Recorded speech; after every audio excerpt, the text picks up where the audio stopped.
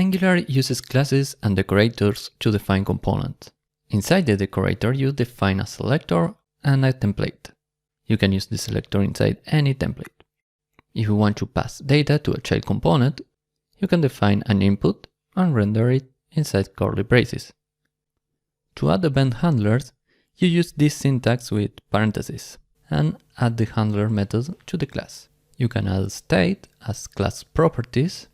Inside the curly braces in templates, you can put any JavaScript expression, and every time the state changes, Angular will re-render the component.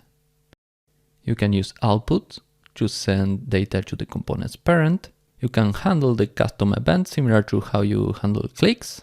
If you want to repeat something based on a list, you can use the ng-for directive. You can also declare styles that only affect the elements within the component's template.